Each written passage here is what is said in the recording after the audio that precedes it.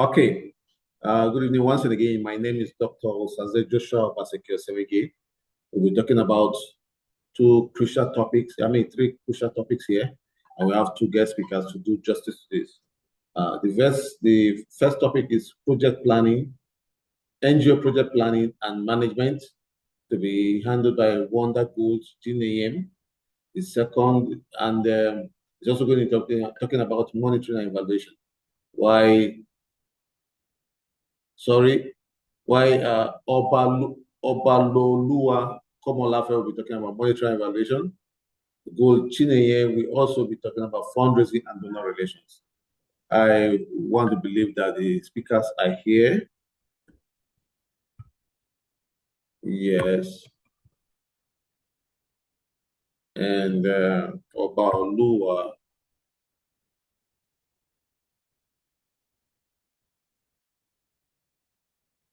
Okay.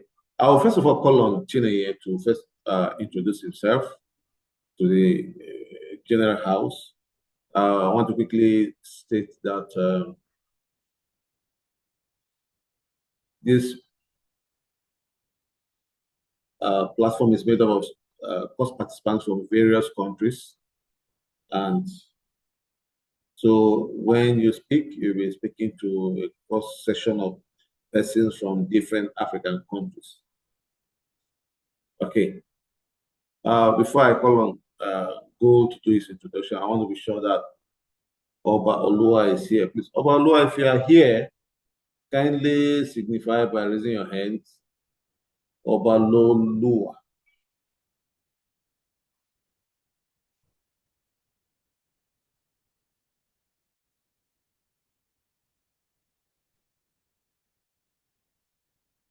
Okay.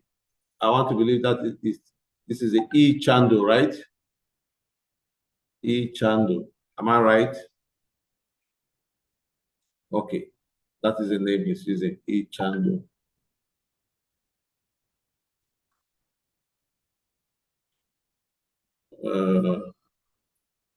That name is not coming up again.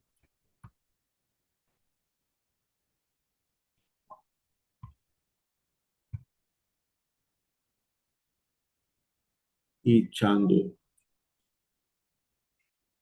Okay, Obaloluwa, are you 𝐓𝐤𝐞𝐬𝐿?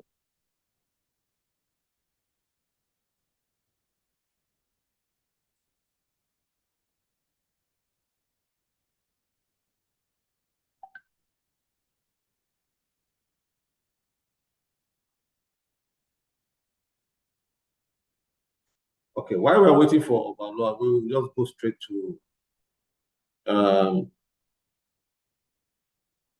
Mr. Wonder Gold Chinenyem. Let him first of all introduce himself. He will go straight to the topic at hand, NGO project planning and management. And he will go straight to the next topic, which is fundraising and donor relations. We expect him to just do 20 minutes per topic. And for each topic that he is concluding, we'll be asking questions, or we'll give room for people to ask questions that we can learn from what he has taught so far. So over to you, Gold Chinenyem.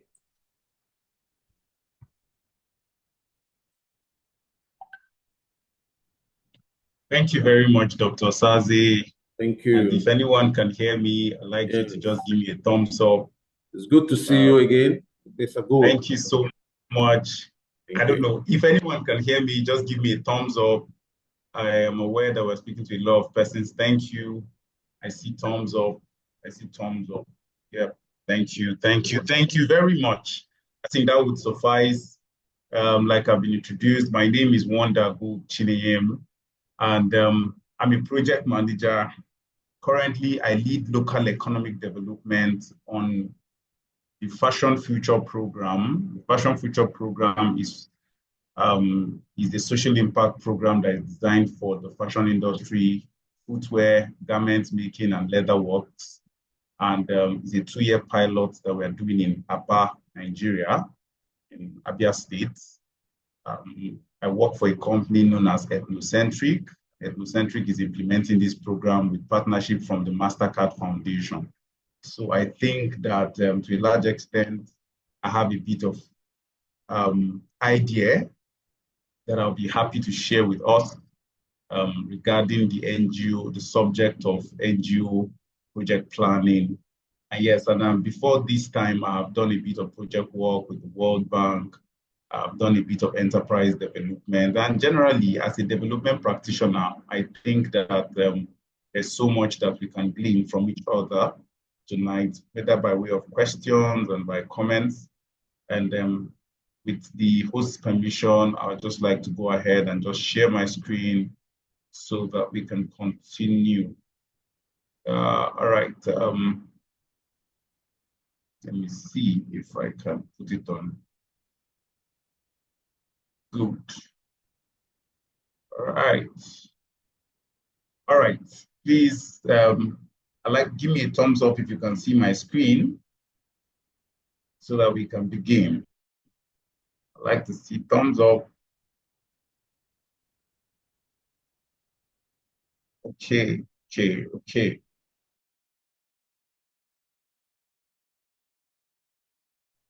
I'm not sure.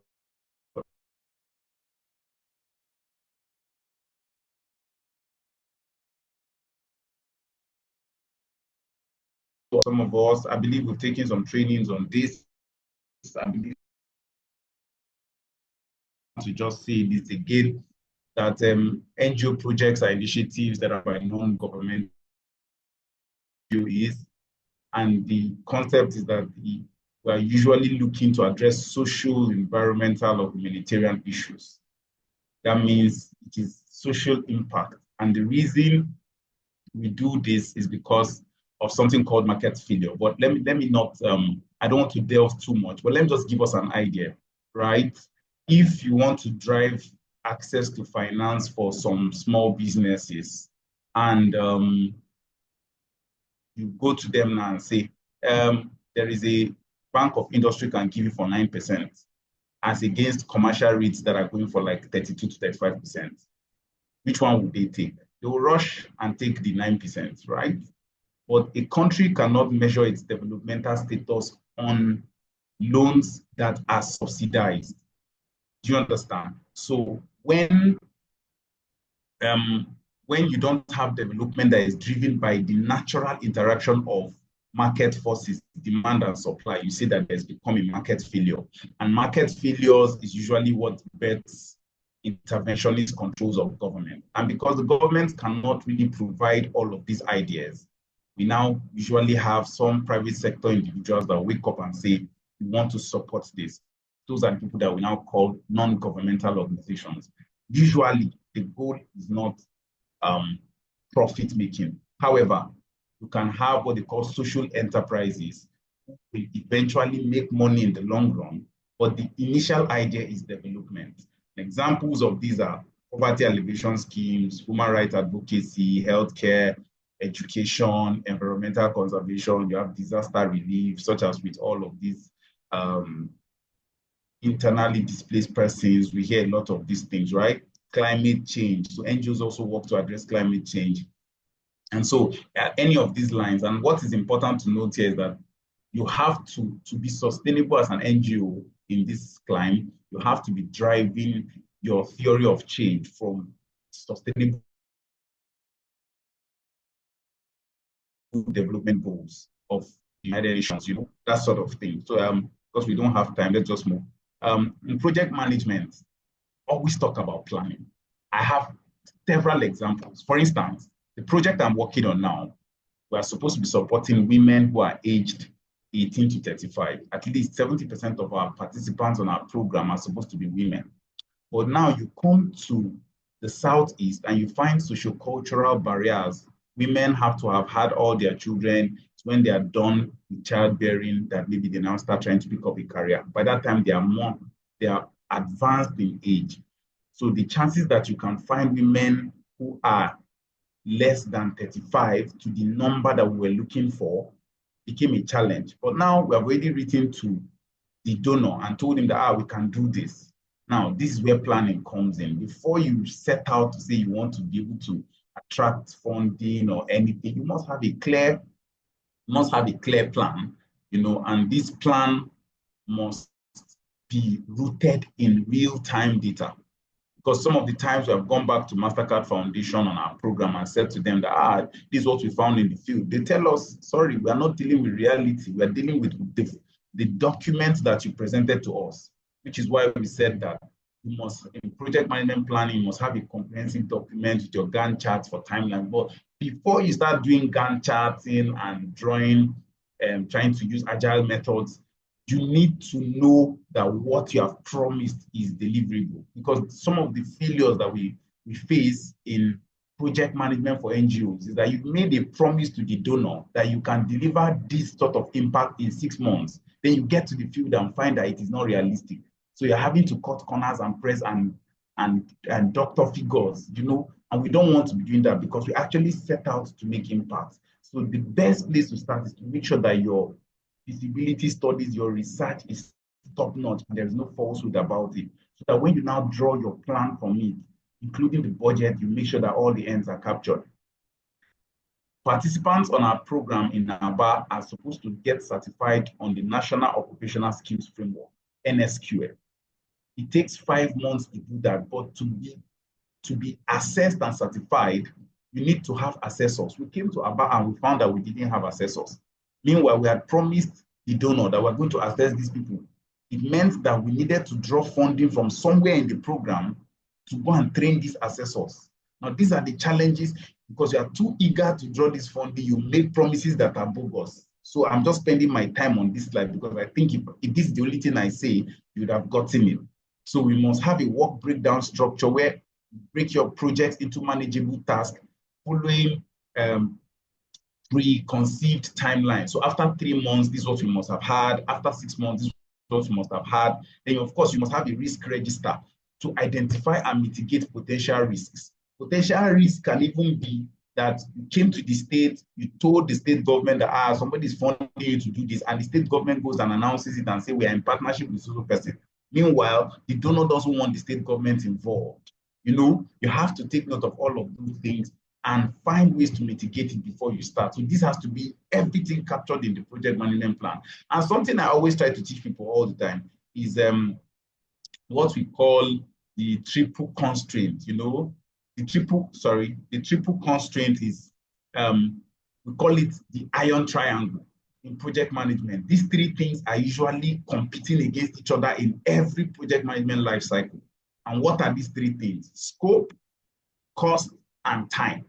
Now, if an astute project manager is one that can toggle between these 3 things without losing impact. So scope is, we said we are going to do for 5,000 people. When they released the money, and you saw that it was no longer cannot cover. It means you must reduce your scope to maybe 1,000 or 1,005, right? If your scope was for less, but you got funding for more, it means you can increase the scope.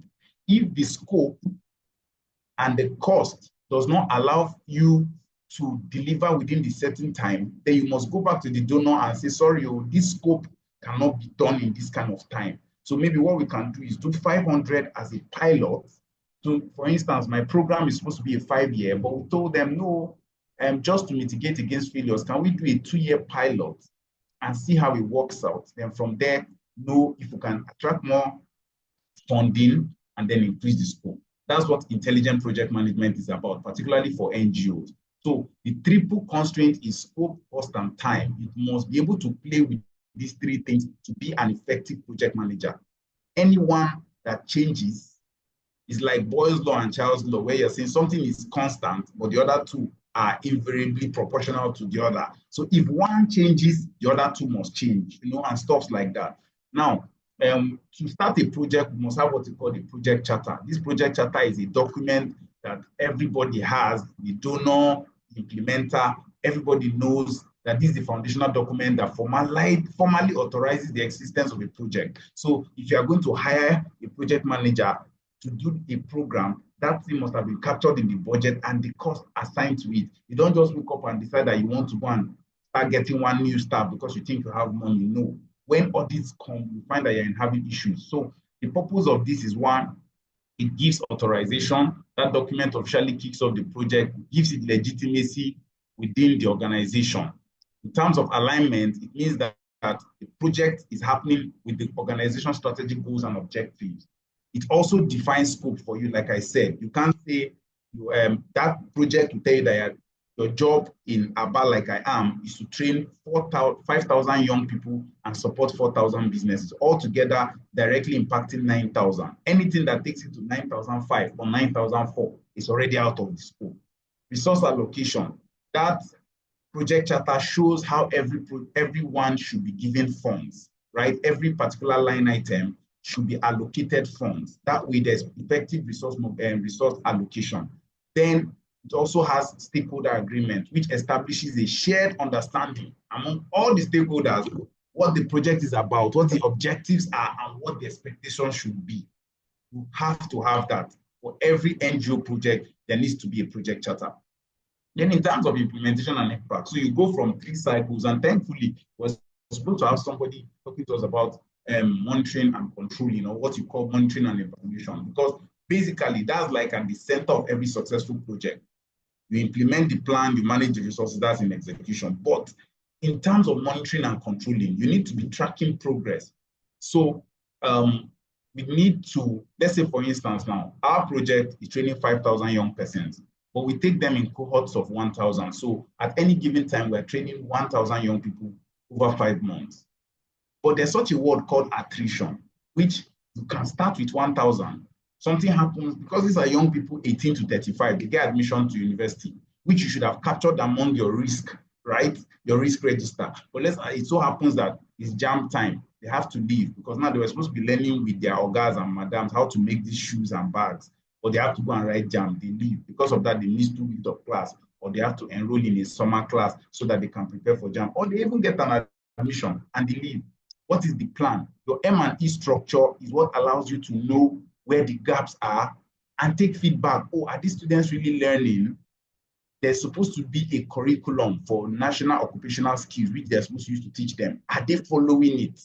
It's only your M&E protocol that can tell you that. And if your M&E protocol is faulty, you will not find out these errors until you've gotten to the end, by which time it's already too late. You know, and so we talk about, so you execute, you monitor, and then you close. Of course, as closure time is the formal closure, you have evaluated the project and you have taken lessons learned. And lessons learned, maybe I'll talk about it in future slides, but it's important at every point in time, your donor will be looking to get what are the lessons learned. Because someone like my project, the project I'm working on now has not been done anywhere in Nigeria before. So it's like the first time, it was the first time for us, it was the first time for the donor. So there's a whole lot of lessons learned, which because of our monitoring and evaluation structure, we're able to find. Sometimes we send out questionnaires, surveys, sometimes we do focus group discussions. What's the idea? The idea is basically to get what are the lessons, what are areas of corrections, what can be iterated. I don't know if we are understanding me. All right, so in terms of stakeholder management too, we need to have a stakeholder register. And what it is, the stakeholder register is a document that lists all the groups, organizations that have an interest and can affect or affected by the project. For my project, the government is a very serious stakeholder, even though 1 naira of theirs is not there. They didn't bring 1 kobo. However, because we are aware that they are stakeholders and that we are training citizens of a particular state, we can't come to a state without somebody that is a gatekeeper opening the door to us. So we have to get the government in. We have to get the government in a way that ensures a mutual win. Nobody is drowned out. Nobody hijacks the project, because you have to always be aware of hijack. Hijack is very serious, particularly when you come with impactful projects. People want to measure impacts against their names because of what it can bet for them politically. And you don't want that to happen because you have the donor at stake, you know, that you can lose if you allow that happen. So your mapping allows you to know at which time, who can you let go? Who will you let in? Is it time for this person to step in? Because you can easily come to a state and say, we're here to do something for you. Because of that, give us an office or give us a car. Once the government gives you any of that, you've automatically sold your birthright. You're basically saying to them that they have taken over the project. So sometimes it's okay to say no to certain advances until a certain time when you know you're already on top of the game and everybody knows that this is yours. Let me move faster. So basically, you identify all relevant stakeholders early in the project. It's not something you do as you go. You must know it before you step in, else you're going to face a lot of risk. You analyze them. What are their interests? What are their expectations?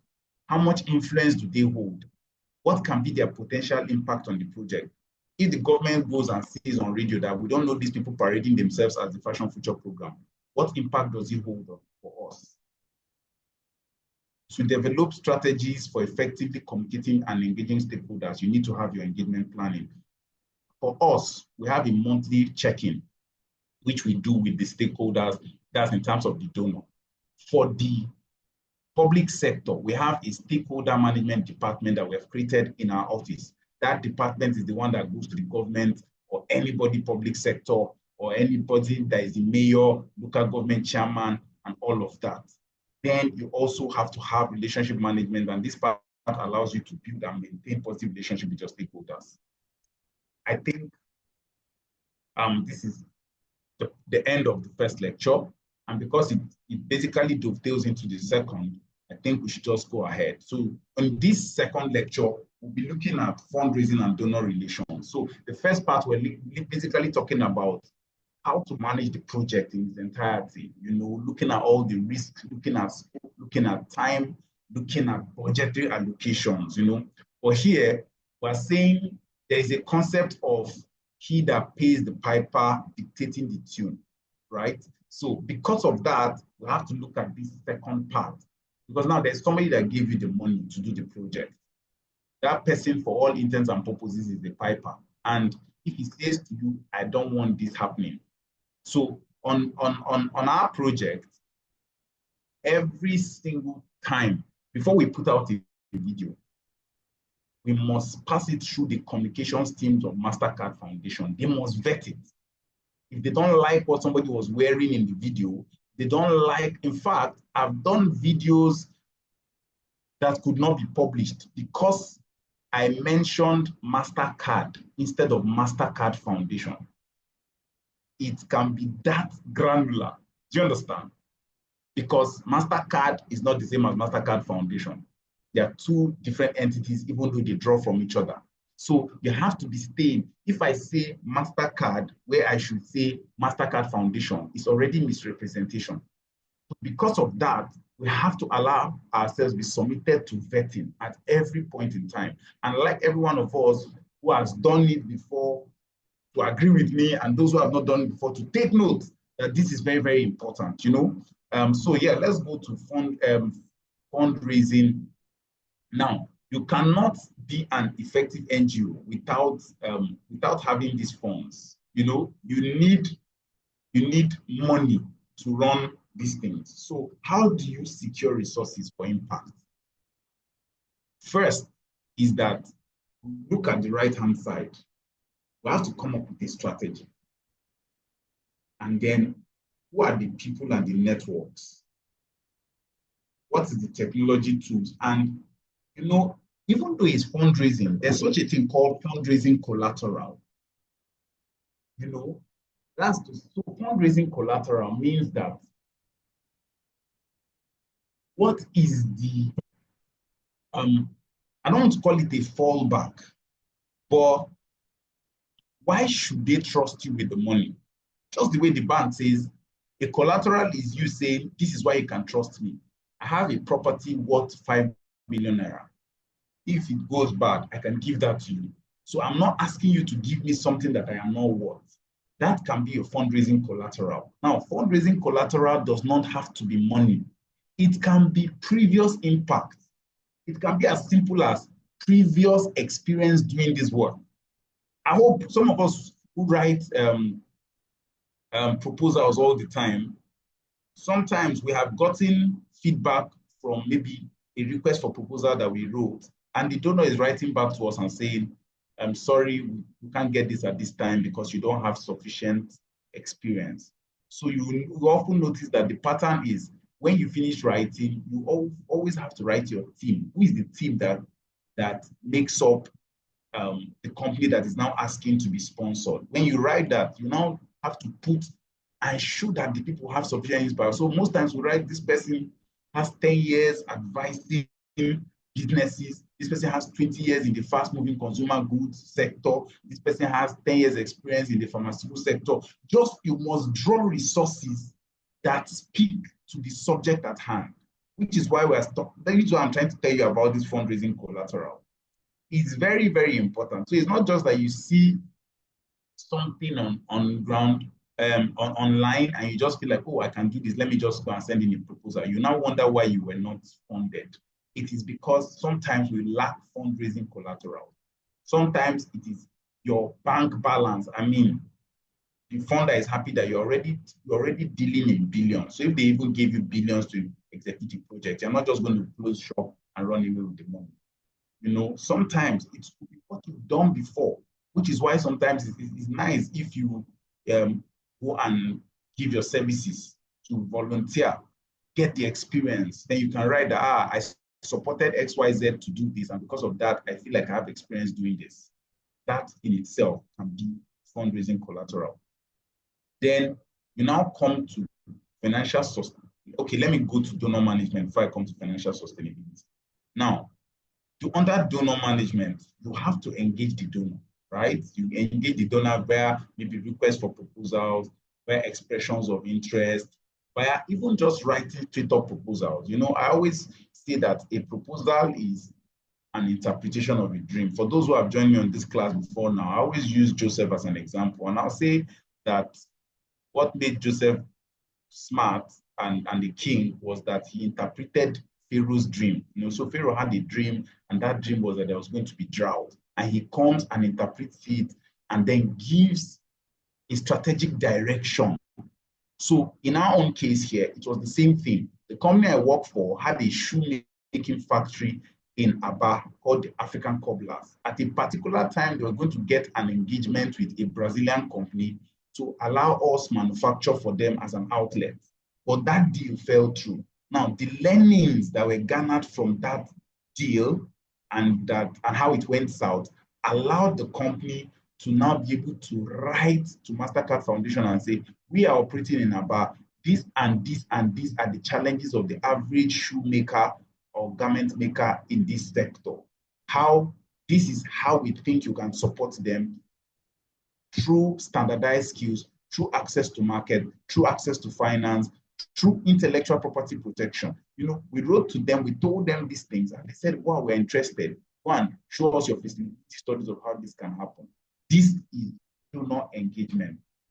When you talk of donor data management, now you have to know which particular donor will be happy to fund MSME development, which particular donor is happy to fund something on advocacy, which particular donor is happy to fund something on climate change. Bill and Melinda Gates love malaria. They love healthcare. You should know that. USAID, UK Ford Foundation, every one of them have areas that they are fixated. This is donor data management. There's somebody on the team that looks at all of this and says, wow, this person is usually interested in something like this. If we can write to that person, he's going to probably give us a listening ear. You don't just wake up and write proposals to any person or think you can engage people all the time. You have to know what is the donor's dream, interpret it, and show strategic direction of how much impact that person can make. I think that's the way to go. Then donor reporting is important. I already mentioned or alluded to it earlier by saying that with the donor, your most important tool is monitoring and evaluation, your monthly reporting. You cannot avoid that. You can't take my money, I gave you money to go and make an impact, and you just think I'm not going to ask you about it. No, you have to have an effective plan. That means one of the biggest challenges that you can face in NGO project management or securing of resources is your reporting. How effective is your reporting? How effective is your reporting? I mean, you have to capture impact. What is the impact? Show impact stories. Oh my God, if you go on LinkedIn and search for me, or you go on LinkedIn, or you go on Facebook or Instagram and check for Fashion Future Program, you see a lot of success stories. You see a boy that is born, half born with his eyes, and today he's learning how to make shoes. Nobody was going to take him in because his face is even scary because of the bond. But one person took him in. That's already a success story that you gave somebody who would hitherto not have had an opportunity. You've now provided an opportunity. This is what puts the donor in the limelight, and you must have plans for effective reporting. You must have plans for effective reporting. Sorry. So I wanted to just show us the last thing, donor mix. We're talking about financial sustainability. Now, while we are at it, every NGO must have plans. So now we've heard that there is a plug on US aid. What if you are an NGO and that was your source of income? Would that mean that you're suddenly going to go bankrupt? You know, so all of those things are why you must think, you must have a donor mix. Donor mix means at some point you must be in bed with the government. You can bring a donors fund, and at the end of the day, so on our program, I've been giving a lot of examples in my program because I think that's a real life thing and all of us can learn. We support our youth participants, people learning, we support them with a monthly stipend of 30,000, but that is only for 5 months. 5 months is not enough to make you an astute fashion designer. It's only enough to give you a level 2 certification on the national occupational skills. Now, somebody else gave us money, but that person's money can only run for 5 months. What did we do? We engaged the government and say, this is what you should be doing, but somebody's doing it for you. Can you take over from where they stop? So we're having conversations that may allow the government to provide funding or stipends to keep these youth participants beyond 5 months. Maybe they can stay an extra 4 months or 6 months with the mastercraft person and learn more while somebody else is footing their bills for transport and feeding. Those are the sort of things. Diversification. Because of what we are doing, we can go to, when I went to Enugu State last week and we were at the Export Business Roundtable in Enugu for Southeast Zone, I presented what my project was doing, and I saw that the government of Enugu State was all over me. They were trying to say, what is this you are doing? That I can now present the company I work for as a sustainable business developer that will come and become a consultant for a state government on the things that we do. So you can start with somebody else's money, but because you have demonstrated sufficient insight, and there's this thing I always say, sufficient demonstration of insight is usually regarded as sufficient demonstration of the capacity to execute. Every time you demonstrate sufficient insight into an area, people believe you have the capacity to execute it, and they always listen to you. So that is the way to diversify your funding sources. And this also talked about the donor dependency. It's the same thing we're talking about here, that you must make sure that at no point are you totally dependent on a particular donor if you're going to be sustainable as an NGO. I believe that this part is really clear. Then what are the approaches to your fundraising? Now we're looking at in-kind donations. You can get people to, like I mentioned, you can raise funds online. You can say, okay, we're doing this, so we'd like to be part of it. Somebody can endow you with funds, can get a grant. You can raise funds for a particular product. And the product does not even need to be like cream or something. I'm trying to say it could be an intellectual property, you know, where you have written particularly, maybe let's say you have written a standard operating procedure for girl-child education or standard operation procedure for MSMEs accessing markets cross-border, you know, something like that. And you're saying, this NGO did this and we're available to make it, we're available to give it to a lot, to make it mainstream for all the MSMEs under our purview to learn. We just need somebody to come sponsor it so that we can make this pamphlet, you know, that sort of thing. So, I mean, there are different kinds of donations that an NGO can approach with, but this is basically it. You know, you're either writing for a grant, you're getting a financial endowment, or you're raising funds, or people like you all for galas and they just come. You can say, okay, we want to do awards for people in this sector, and then you use that to draw funds. So there are many things, and I feel like maybe for lack of time, we cannot dwell on it because I believe, again, several of us are already playing in this sphere. Then this is part of the past we have been talking about. Donor relations is basically a measure of stewardship. You have to maintain donor trust and support. There's what we call OVI. I didn't write it. OVI is objectively verifiable indicators. For those of us who do a bit of statistics or monitoring and evaluation, this is something you must have come across. OVI, objectively verifiable indicators. Objectively verifiable indicators. They're different from KPI, which is key performance indicator. So objectively, key performance indicator for me is that I must support 2,000 businesses to access finance for the next 2 years on this project as local economic development lead of my program. But what are my OVIs? OVI is objectively verifiable indicator. If I say I had a focus group discussion with MSMEs, the OVI will be pictures, videos, attendance sheet, minutes of meeting, report of the focus group discussions, and recommendations, right? Those are OVIs. You cannot avoid it because you are trying to maintain donor trust and support. In these climes, particularly in Africa, we are known to be dubious. Sorry, apologies if that comes across harsh, but that's the Western perception of us. And we're trying to make sure that we're doing a lot to take away that negative perception.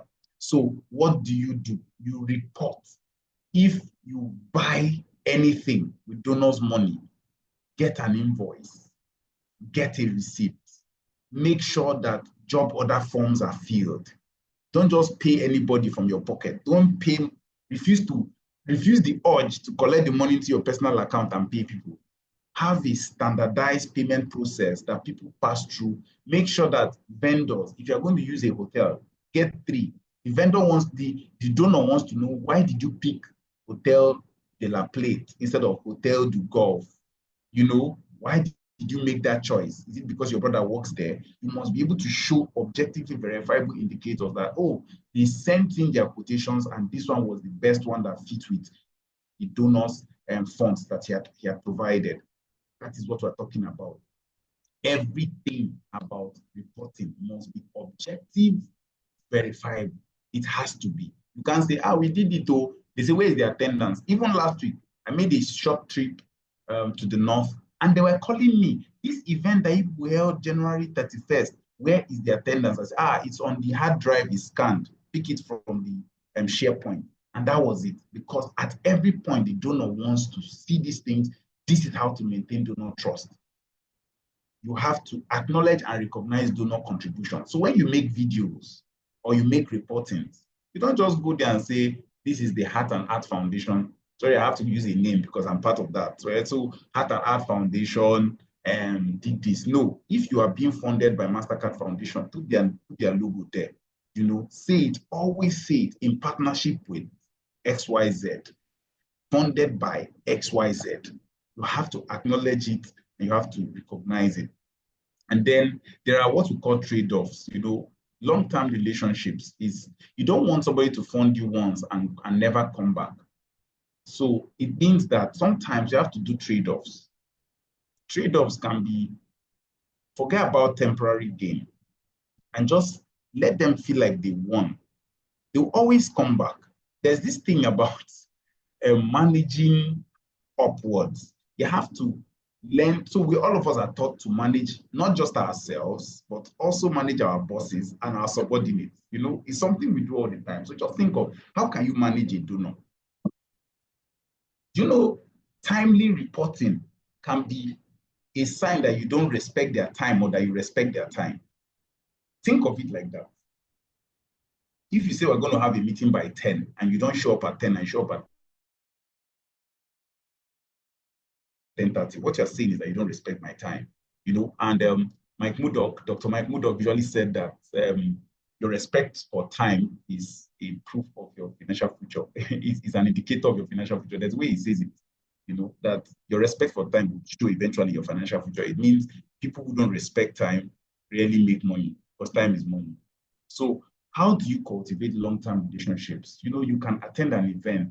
Last week, I was supposed to see somebody in Enugu, a key government official, and I was told that she was in Umuahia attending the burial of a partner, a MasterCard person who was their partner. So you can cultivate. There's nothing wrong with sucking up, you know. You can find out how they are. Every now and again, you can send, they will not collect money from you. But when they come in your environment, make sure that they get treated to the best African. Buy them paraphernalia because they won't take money from you, right? But I mean, get them a hat that is handcrafted, get them a basket, get them flowers, something they can keep at home. You have to manage the relationship so that every now and again you are becoming their good books and they see that, yeah, this person is doing well for themselves. Make sure that you're putting them out there in limelight. And this can even mean not misrepresenting them. You know, we hear all the time about gender inclusion and safeguarding. That's another way to manage your donor. So for our program, we need to have 70% women, 20% men, and 10% persons with disability. You have to follow it to the latter. You are not about to say, no, this is not how we do in this our place. In our place, why should we have more women? No. It is the donor that is paying. So whatever they say they want, you have to do whatever it takes within your capacity to make that happen. So what are the final takeaway? Best practice in donor communication is that you have to have a transparent and impactful communication, share success stories and what is the impact of their funds on beneficiaries. Make sure that you're always using data and visuals to demonstrate your results. Don't just stop with word of mouth. Show them. Out of the 2,000 so far, we've been able to profile 1,604. The remainder have shown a lack of interest, but this is our plan to replace them. But before we even replace them, we're carrying out we're enforcing greater advocacy because we understand that this is the first time a program like this is coming to their area. So there may be feet dragging in terms of buying. You know, you want to talk like that. Make sure, like I said, that you ensure transparency and accountability. I believe that if you do this, you'll be good. I'll stop here. Thank you, Dr. 𝐓𝐨𝐩𝐢𝐜. You can take it up from here. Okay. Thank you, Mr. Gold. That was a super exciting moment. As usual, we wish you had continued. Now, this is time for questions. If you have questions, please feel free to ask. Just raise up your hands and ask your question. Please go straight to the point. But before then, let's just give him a round of applause, please, if you can, with a sign from the chat box.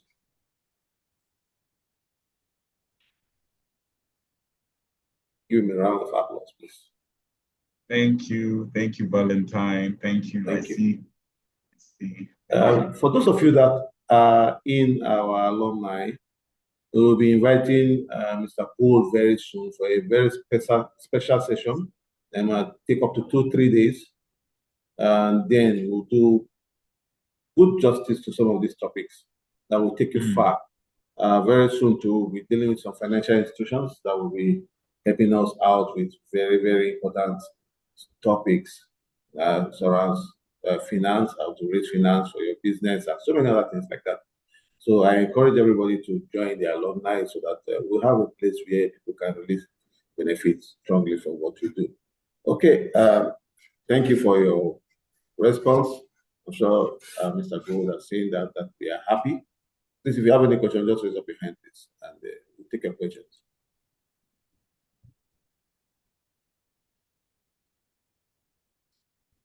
Okay, questions, please.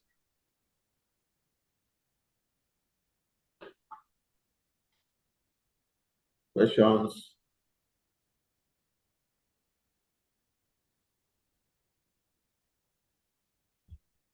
Okay, Elder Stanley, over to you. What's your question? Please just make it very brief and straight to the point.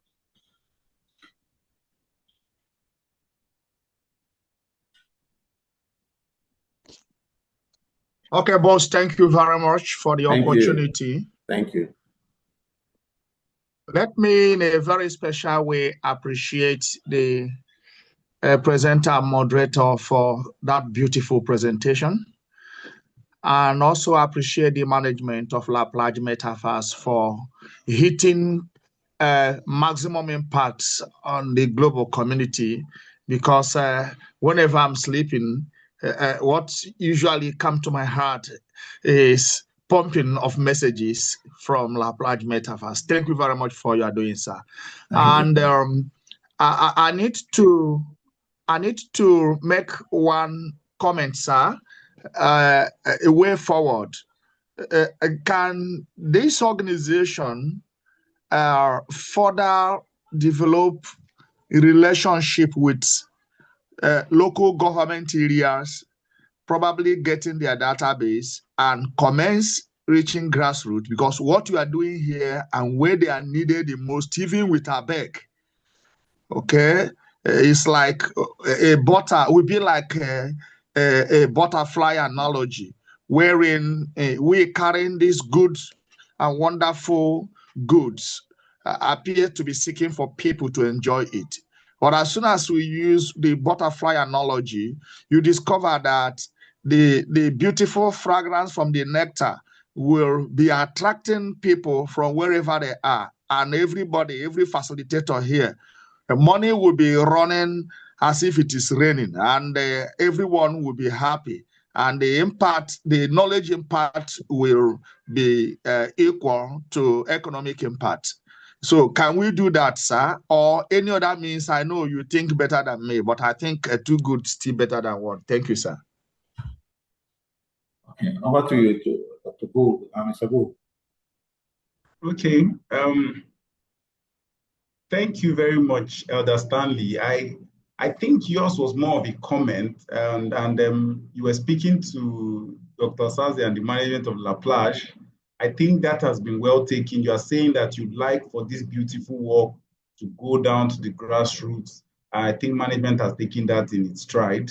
And let me just answer to one of the questions I saw. Somebody was asking, Larissa, you said I spoke of donor data management and you didn't get the one I mentioned that deals with health. So I'd mentioned UK aid, USAID, UKAID. I mentioned Ford Foundation. I mentioned Bill and Melinda Gates, right? So in case that was what you meant, yeah. Thank you very much.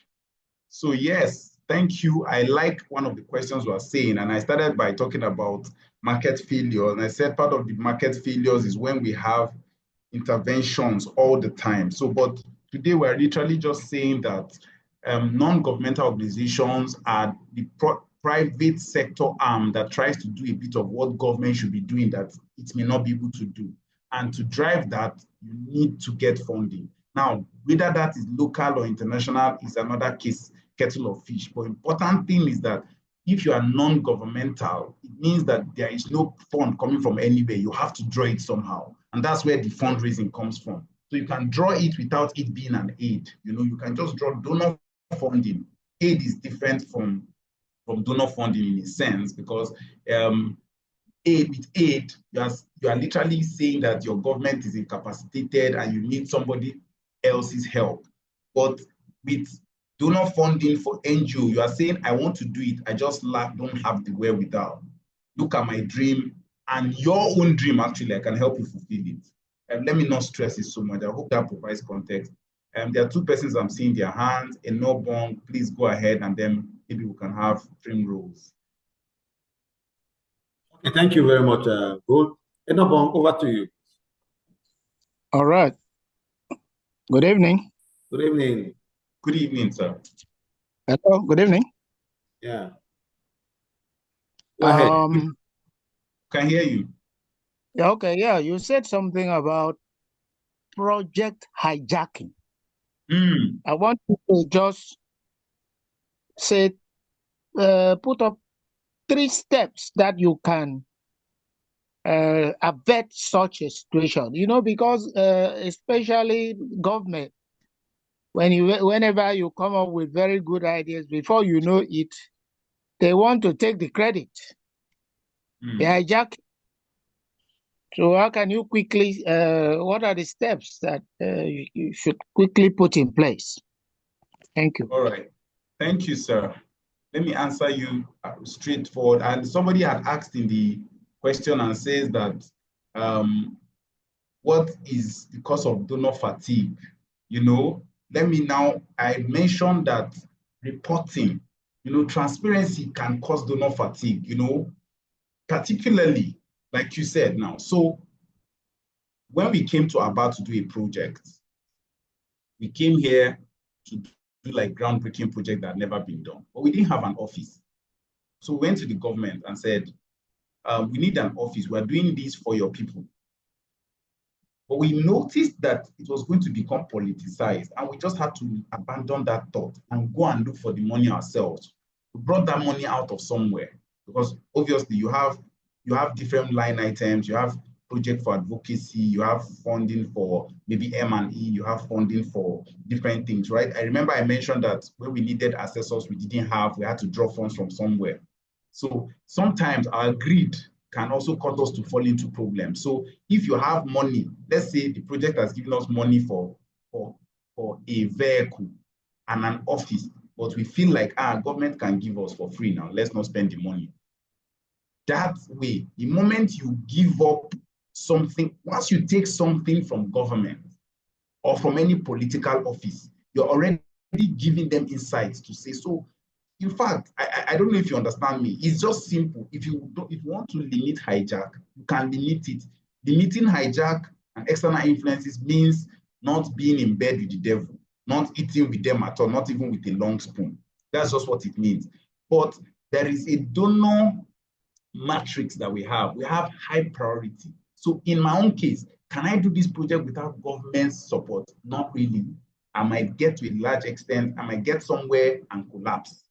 So it's about managing them. They get some wins. Wins is that if I have an event, let's say I'm onboarding my MSMEs, I bring 2,000 MSMEs to a room, I call the Ministry of MSME and the Commissioner come and say, see your people, they come and talk. What is the win for them? The win is that, government is working with these people that have come to support us. So it means government is thinking about us. They go away feeling happy, accepted by the people. Do you understand? But they don't get to say how I run my project. In fact, we've gone to meetings and they're saying, this your project, how much was it, Seth? How much did the MasterCard Foundation give? And I was like, okay, with all due respect, that's not your business, you know? So you know the settings that you are. I think it's really about management, which is why the management of the company I work in, their wisdom, set up a public sector management department and got somebody that is good at public sector handling to manage that. That person interfaces with them, makes them feel good. If they come for any of our programs, we make a video of it and give them. They publish on their social media handles and show that they are working. That is the win for them. On our own hand, we get the buy-in of the people that their government accepted us and we are not just some scammers that came to their locality, because you will face that kind of kickback all the time. So you need somebody in government to give you acceptance. That's what I think. I hope I have answered that. And Primrose, maybe. Thank you. Thank you, Mr. Inobong. That was very insightful. And I hope I've spoken to your question. Primrose, if you're there, can you ask your question? Sir, please go ahead, please. Primrose Fundai, over to you. Yes. My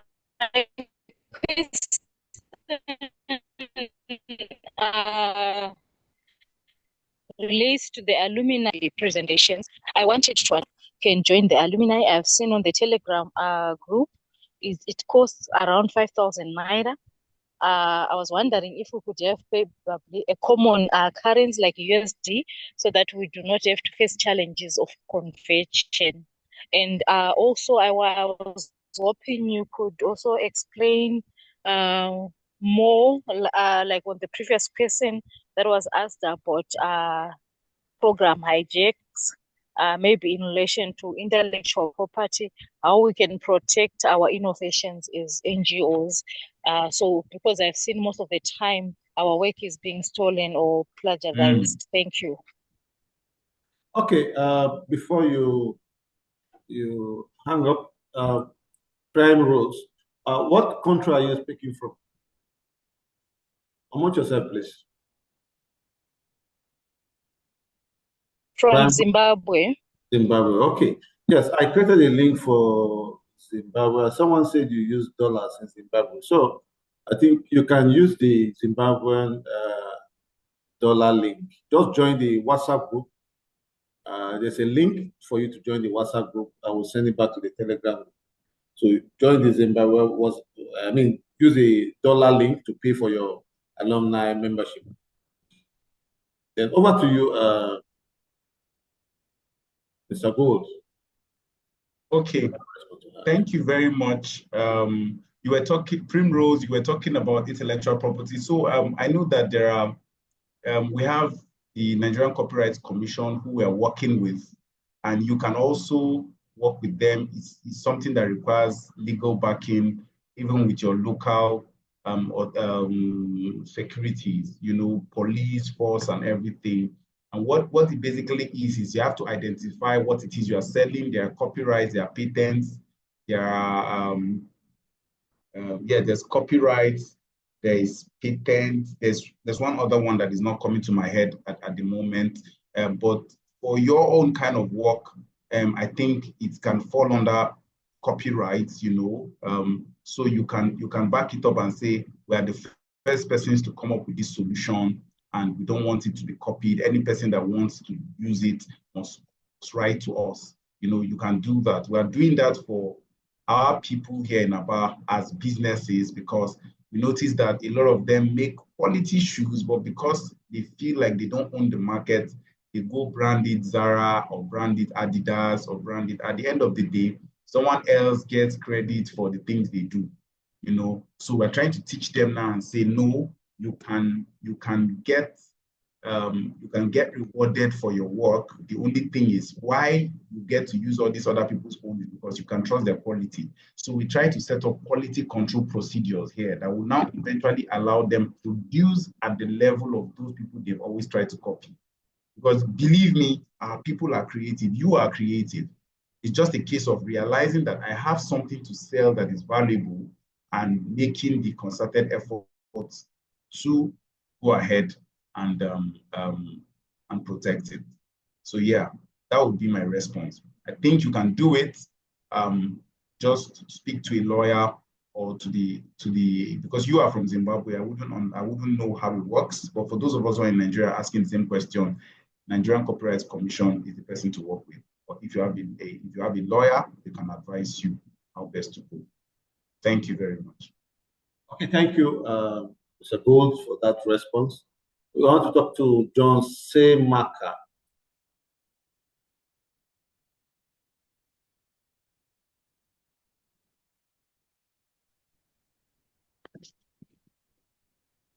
Hello, good evening.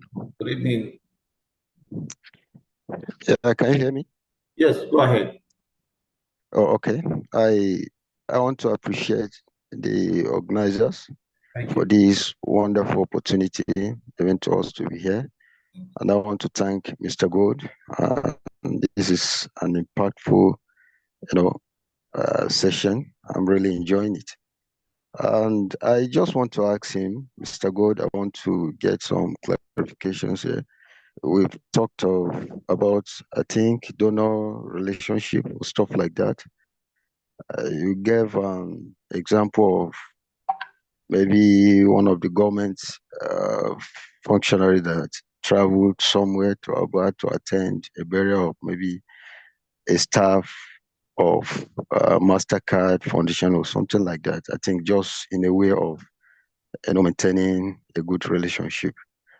And I want to know, yeah, of course, donor stewardship or rather donor relationship, maintaining it. I think, could it be because there are some donors that they may be highly against like gifts or other stuff like that, and how much more if it has gone down to an individual? Because talking about burial or stuff like that, I think that has never has nothing to do with I mean the organization or the donor itself. So I still don't understand.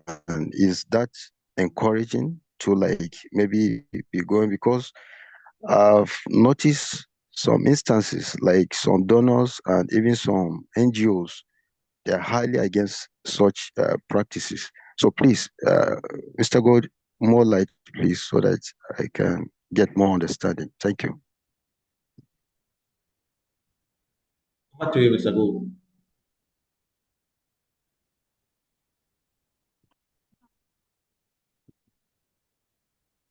All right, thank you very much. So yeah, what I gave was the one-off example But think of it this way. You have your donors. They are not, for instance, we are being supervised by people from all over Africa, right? MasterCard Foundation has staff from different places, Rwanda and all of that. Every now and again, they will come in to visit.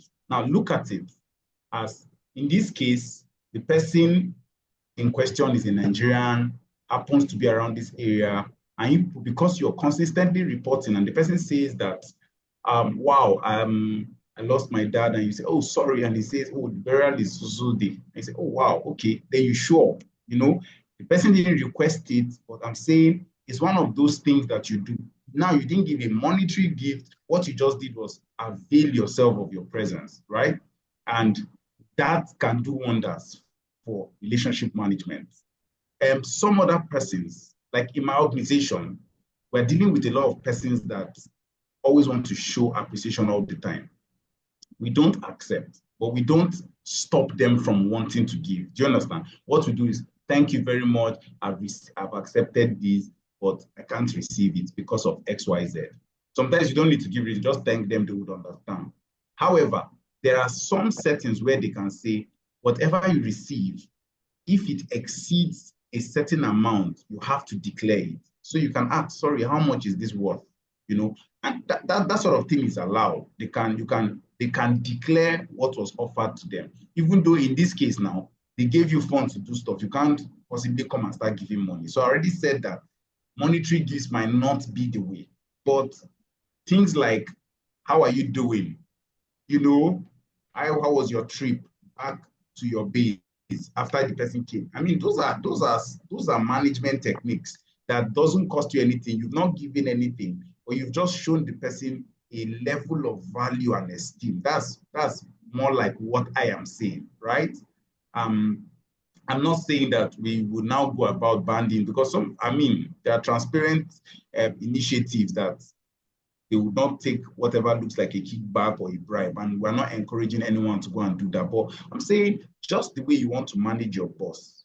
If you know his birthday, you call him on his birthday. You know, he has a LinkedIn page, you follow him on his handle. He has an Instagram page, you follow him. You write, you tag him, you say the MasterCard Foundation is doing XYZ. Those are the things now. They don't have to be monetized. If I'm to provide a report out to your question, sir. All right. I think I'll just leave it at that. I feel that it's more about human resource management than even about gift giving.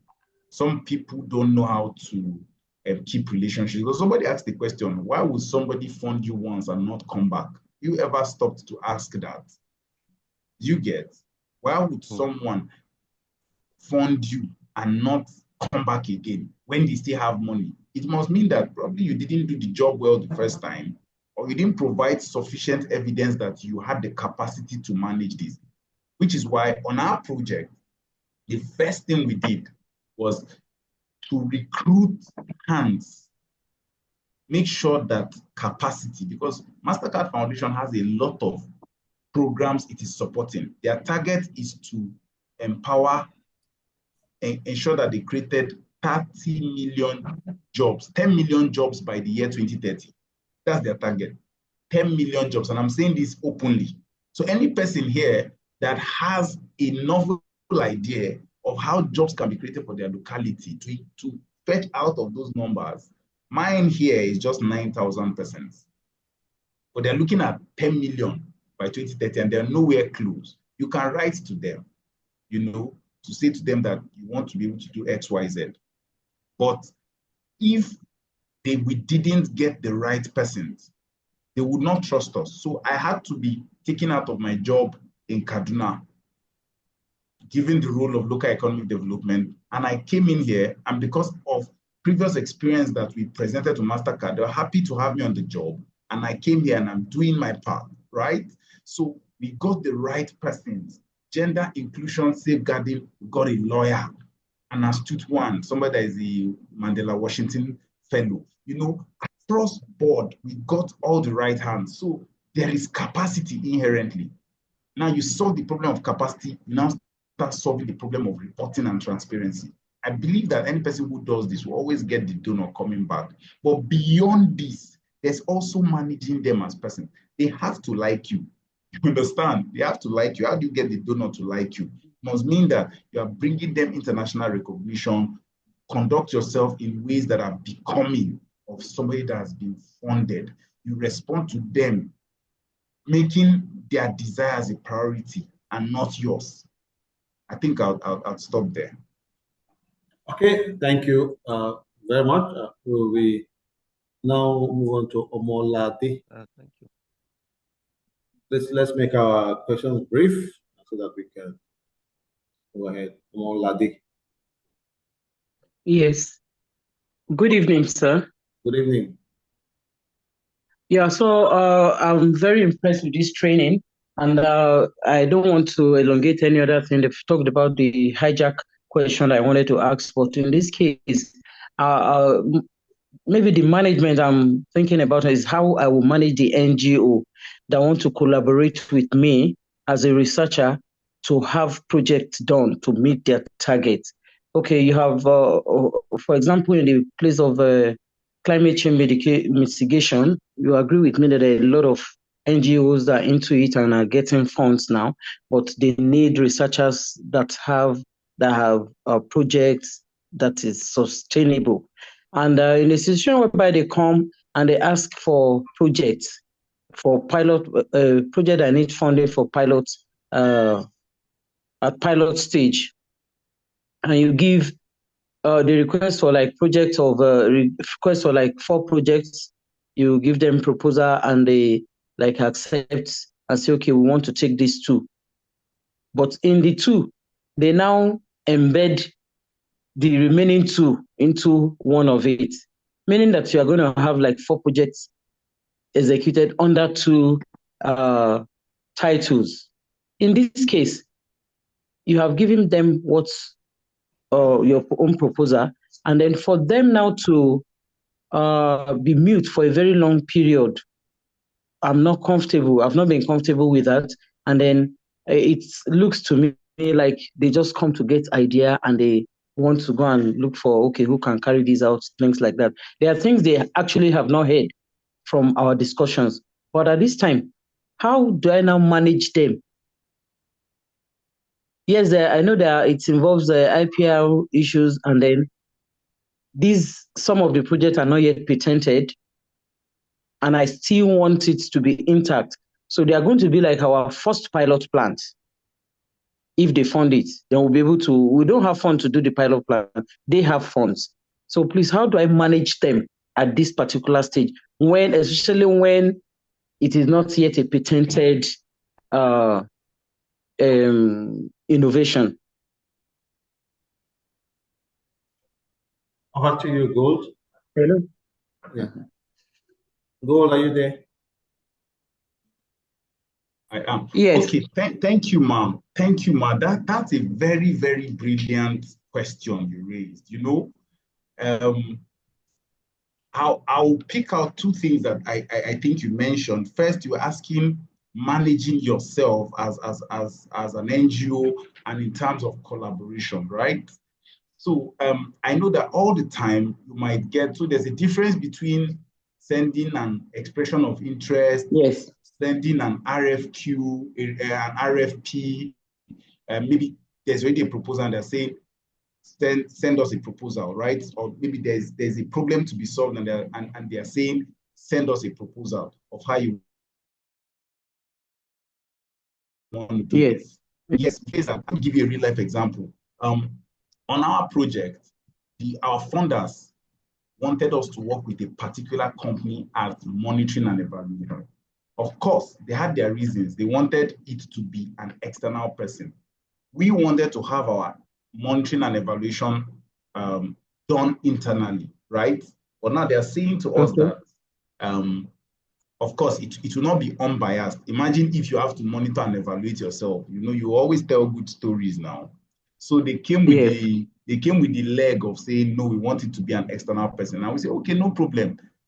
Let there be an RFP. But we noticed that the person that they wanted us to use, it looked like there was an insider interest, because that particular person's proposal looked so comprehensive. They wrote their proposal like they knew everything that was going on the program, which cannot happen. If I ask you to write a proposal now, you write a normal proposal. The only reason why you would know what's happening on my program is because I have said it to you this night. I don't know if you understand. Yeah. So we sensed a bit of foul play, and because of that, we put our foot down that we're not going to work with that person. Of course, the funder too has interest. You can't take that away, right? You can't take that away. Yeah. So let's just acknowledge that is a risk that is there, and now decide whether it's one we're willing to take. So if somebody is asking me to send a proposal on how to solve XYZ problem, then I must research the person well and know the person's track record of those sort of things, because the person might take my idea and then give it to somebody he likes and say, this is a brilliant idea. Can you recouch this and write to us and get it? You understand? That happens all the time. So, which is why we talked about in donor funding, we said it was important that you are not looking at just one person. There are several people that are doing the sort of things that you want to do. You can write to them. And if it's for want of capacity, I believe that there's an American president that says, I think it's Ronald Reagan, that it's amazing how much can get done if you don't worry about who takes the credit. So if I worked for a development company before I moved to work for Ethnocentric Limited, and I feel like part of the things we did those times was every time we got a credit, got a project, we knew who the strengths of our partners, of our allies. You understand? So if we got a project that required us to do financial modeling, we knew the particular partner that was their excelling point. All we needed to talk to them was, Oga, there's this thing, we need you on it, but this is how much we're going to give you. Sort out the deal. They use their own profile to merge with ours and show that as though it's our capacity that we're putting out there, right? We are the only ones that know that we're partnering with somebody on this. Any day they call us to come and do a bit of a defense, we go with that person. The person will speak. When it comes to that, we say, okay, this person is the financial guy, he will speak to it, right? Nobody knows anything. So you can partner to draw funding if you feel like you don't have all the capacity, or you know someone that does. You just need to agree with the person at the back end. But we cannot dispute the fact that every now and again, our intellectual property might be stolen, because these funders have legs. I mean, MasterCard Foundation is in Canada. It's not Canadians that are here running it. They also employed our people. So our people, those are our people, might have vested interests, and you need to learn how to manage that. So if you find that the funder has a vested interest in getting somebody on the program, and you feel like it doesn't harm you in any way, I mean, it's a trade-off, right? You can trade that off, get the capacity, get the project. In doing it, you sell a greater capacity and get another person. And somebody had asked in the background too, let me also use this one stone to kill two birds, that what happens when we are managing someone? So which of course I can't even say except, let me say it's a norm. It's a norm. I've done a project, my company has done a project for British Council, right? Afterwards, we had an opportunity to write a request for proposal to 𝐓𝐸𝐞𝐿. Of course, there's absolutely nothing wrong with us telling 𝐓𝐸𝐞𝐿 that we have done a work for British Council, right? Because again, what we are trying to prove is that we have capacity, we've done this before. I don't know if you get. I don't think it harms your chances in any way. But again, that's where donor mapping and the donor register that I mentioned, where you know who does what, who is the biggest boy here. You know, if I feel like Bill and Melinda Gates is the biggest boy for malaria, I can't go to him and be bragging that after all, me too, I've also done for this person. You know, I might only say that, oh, my work has cut across even doing for XYZ person. So I say, okay, what I'm just trying to show is that I have an idea about this. But I'm not trying to necessarily tell him that I have somebody else that will fund me if he doesn't agree. You know, that would be like shooting yourself in the foot. So again, you won't do that. Yeah, so I believe that that's it. So it's a risk we should take. It's a risk we're open to taking and saying, somebody asked me for a proposal. Well, what do I stand to lose? So I might just, you know, the way people write CVs and say, reference available on request, right? Yeah. So Yes. we might write our proposal like that and say that we'll be willing to provide further insight on this based on request. Okay. So we're not giving out all our proprietary. We just answer to what they require and show them that we have an insight because we've done it for X, Y, Z person. I mean, if British Council and Mexico is trusting me to do a project, then MasterCard might as well trust me because they're all like on the same donor-funded levels. You understand? That's the kind of way I think. So you might find a way to put your projects out without giving out all proprietary information. Let it be on request. If you call us, we'll be happy to provide you greater insight into our work. Okay. I think that's a good way to go about it. Thank you very much. Yes, ma'am. Thank you. Okay, thank you so much for that. I will just take these last two questions, and that will be all for the day. Olu says, so please, when asking a question, let's make it very brief, very, very brief, and straight to the point. Olu says, so over to you. Well, good evening. Good evening. Thank you very much for this opportunity. The question is just simple. Within the validator of OVI, that is objective verifiable indicator, we have found out that most of the NGOs in Nigeria, they are not apt on this. And then that has not actually given credence or confidence to the donors to continue, just like he said, to continue in this support system of giving grants and other assistance to viable projects. So what can we do differently to continue to attract this donors, preference to our country, particularly Nigeria, Northern Africa? What do you go? Thank you, sir. That's a very brilliant question. In fact, I see that somebody had asked, 𝐓𝐤𝐤𝐤𝐿 asked, how do you earn donor trust without a rich profile? So let me tell you what is happening. And this is a bit of inside information. The company I work for had been in the footwear and creative sector for since 2004. So last year they were 20 years, but they've not done anything major. In fact, up until May last year, it was like a 5-man company. Within the last 1 year, we have become more than 25 employees because to deliver on a project like this, we needed a lot of expertise, right? Now, having so said, the donor is still aware that we have not really done this at this sort of stage. So what did we do? We offered ourselves for scrutiny. We made ourselves open for scrutiny because again, if you go with defensiveness and start forming that, you've done this before, you might get into a bit of problem.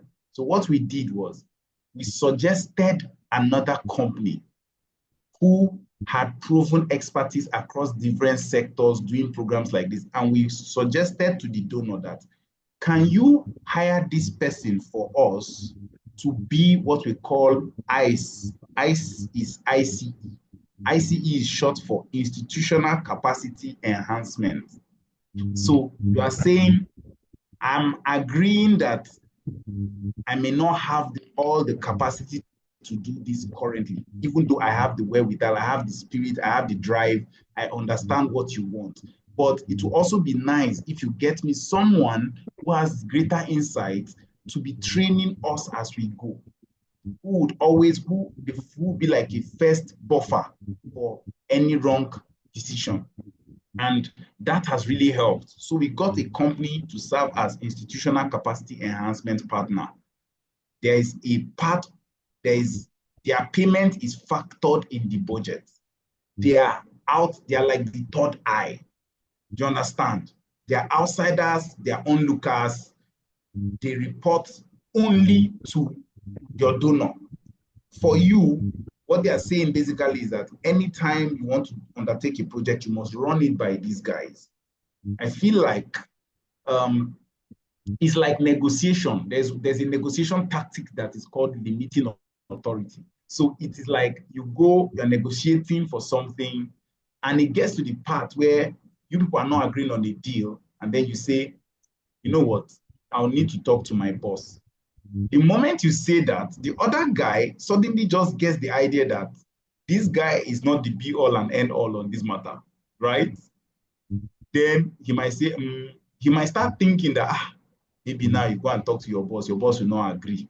He'll now decide to, it's better for him that he negotiates and wins with you. Say, but guy, wait, how much are you really willing to pay? That sort of thing. You must learn that negotiation tactic, even with your donors. You can decide to limit your own authority and say, you know what, on this one, let me agree that I'm still a boy, but I know someone whose idea will count eventually. Then you present that person's profile. The donor will be safer knowing that not just you, there's another person vetting your work before him. So it's like a second level validator before the donor. I think on this project that I'm working on, it has proven to be a masterstroke. I think any person can also adopt that. What it also means is that you'll be willing to share your glory as well, which is not bad. You are a first-time entrant, you have to show that you're willing to learn. And willingness to learn is that you'll be happy to take on tutors. So this person will come in and train you. This person has greater insights, but the person is not the one getting the deal. You understand? You just say, I'm willing to sacrifice XYZ amount to have this person who has higher insights to be on my team, to provide insights so that we don't go wrong. I think donors find that to be comforting to a large extent. Thank you. I'll stop there. All right. Thanks. Okay. Thank you. We'll be calling the last person to Mata Edo. What to you? Good evening, everyone. Good evening. Though network did not allow me to join earlier, but I just came in newly. I want to know, with the donor you are talking about, is it possible to, as a monitoring and evaluation officer, is it possible to work in a two capacity, like working with the government and working with the partner? Is it possible?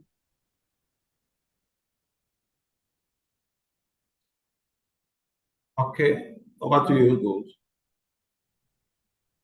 Okay, so I'm not quite sure I got Madam Mata's question, but if you were asking and saying, as an M&E person, is it possible to work in two capacities?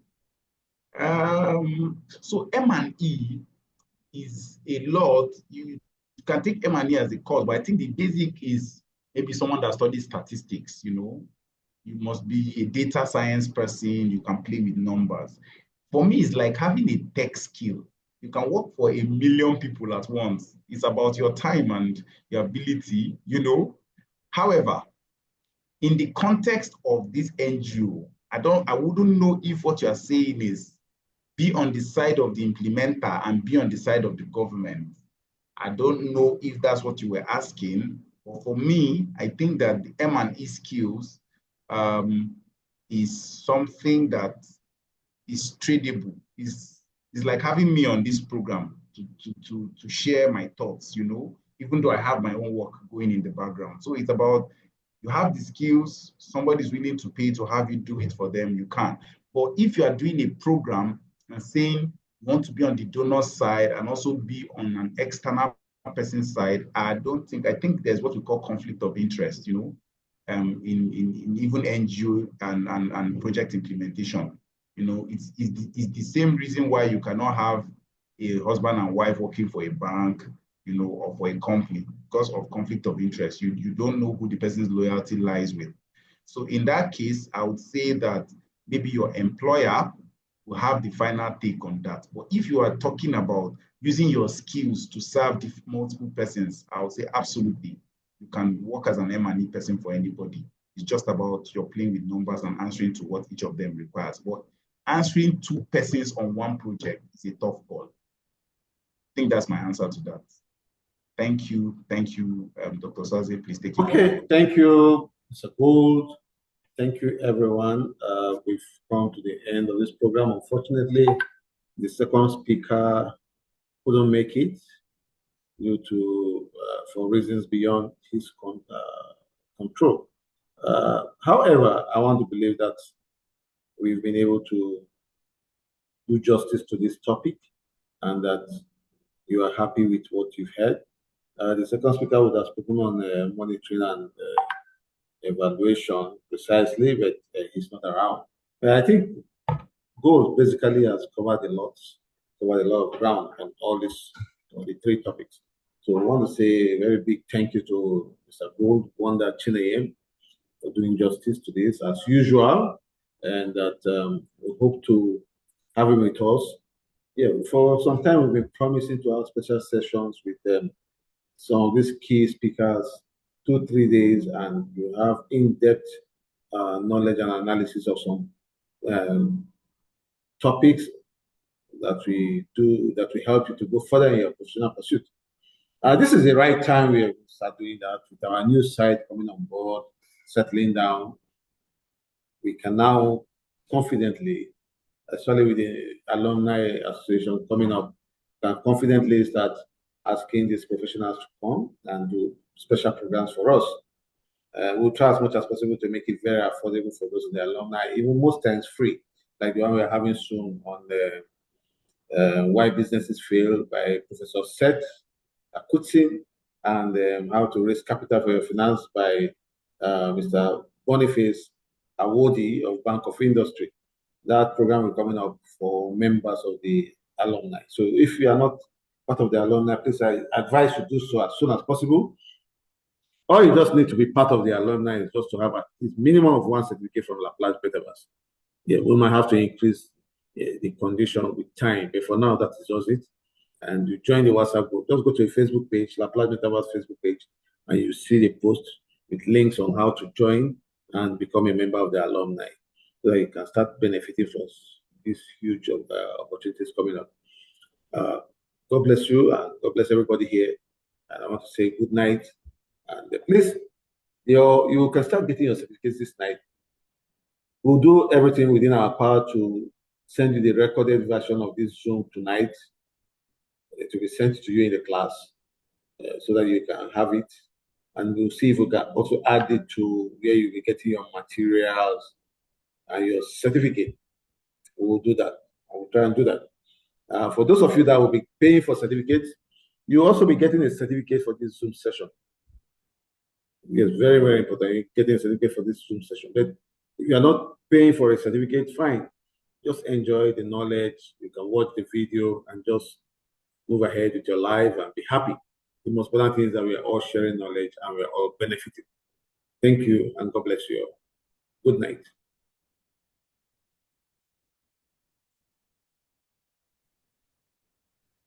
Good night. Thank you very much. Thank you very much. Thank you. Thank you very much. Thank you very much.